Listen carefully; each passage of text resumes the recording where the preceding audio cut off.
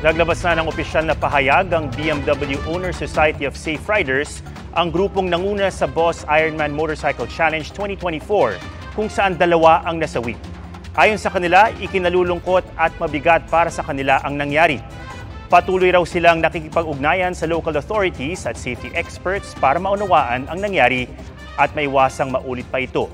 Makakaasa raw ang mga naapektuhang pamilya na patuloy silang magpapaabot ng tulong. Binigyang diin din ng grupo na prioridad nila ang kaligtasan ng mga kalahok sa event. Isa raw itong paalala sa kanila na mas palawigin pa ang pagpapatupad ng safety measures. Mga kapuso, hindi po yan paputok kundi pagkislap na mga kawad sa poste ng kuryente sa Cagayan de Oro City. Nagka-brownout daw muna sa lugar at nang magkakuryente na ulit saka nagka-short circuit at nangyari ang pagputok. Wala namang nasugatan. Ayon sa Cagayan de Oro Fire District, agad ipaalam sa mga otoridad ang mga ganitong klaseng pagsabog lalo't hindi ito gaya ng sunog na basta-bastang gagamitan ng tubig. Pero pwede raw gumamit ng fire extinguisher.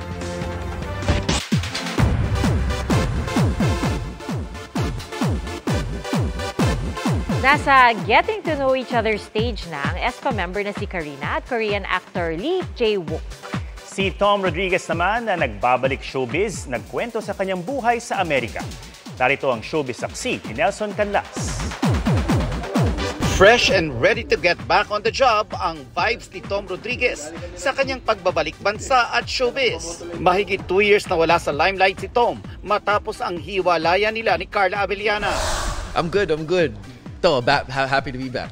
Kwento nito, sobra niyang in-enjoy ang kanyang simple life sa Amerika. 2 weeks lang dapat ako nandun. Nawili din ako. Long story short, I really had to take time to really recover.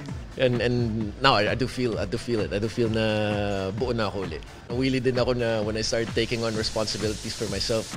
Getting ready na rin si Tom para gawin ang concert version ng Ibarra the Musical.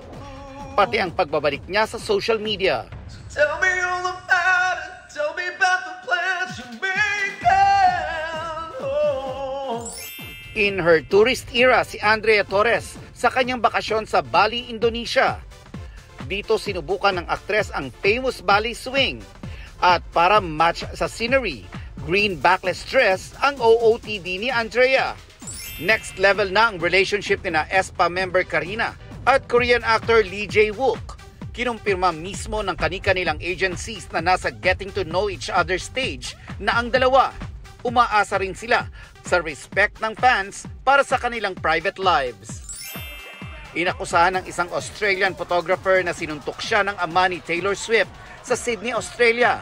Ayon sa report ng ABC, ipinangaharang noon ng mga kasama ni Taylor ang kanilang mga payong para hindi makakuha ng photos ang photographer habang pababa si Taylor sa jetty. Doon na raw siya kinompronta ng tatay ni Taylor at saka sinuntok. Sa isang interview, hindi naman nagbigay ng komento ang tagapagsalita ni Taylor tungkol sa pananakit umano ng kanyang ama.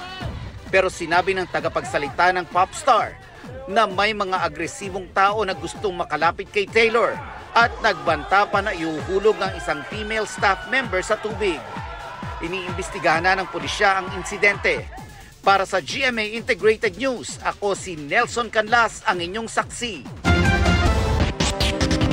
Patay matapos magulungan ng pickup truck ang 4 na taong gulang na lalaki sa Bacolod City. Naglalaro umano ang bata kasama ang mga kaibigan nang mangyari ang insidente. Sa investigasyon ng Bacolod City Police, nagtago ang bata sa ilalim ng pickup. Nagharap na raw ang pamilya ng bata at ang driver ng pickup at napagkasundoang wala nang isasampang kaso. Paalala sa mga magulang, laging bantayan ng mga anak para iwas disgrasya. Pinapaayos ni Pangulong Bongbong Marcos ang curriculum ng senior high school. Ito raw ay para mas mapataas ang tsansang makapagtrabaho pagka-graduate. Iniutos ito ng Pangulo sa isang pulong kasama si Education Secretary at Vice President Sara Duterte sa palasyo kanina. Magsasanay puwersa ang TESDA, DOLE at CHED para tulungan ang DepEd, partikular sa Technical Vocational Education at Training.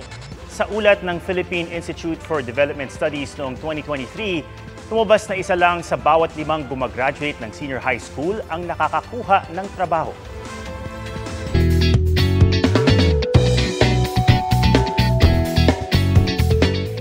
Top usapan sa Oton, Iloilo ang isang bagong silang na sanggol. Ang baby kasi may puting buhok na. Wala naman daw komplikasyon sa pagbubuntis o sa panganak ng ina kaya laking gulat daw nila nang makitang may puting buhok na ang sanggol. Ayon sa isang doktor, posibleng scoliosis ang kondisyon ng bata o ang pagkakaroon ng puting buhok sa ulo dahil sa kakulangan ng melanin. Posible rin daw na namanan niya ito. Ano man daw ang dahilan, ang mahalaga para sa ina ng sanggol ay healthy ang kanyang baby.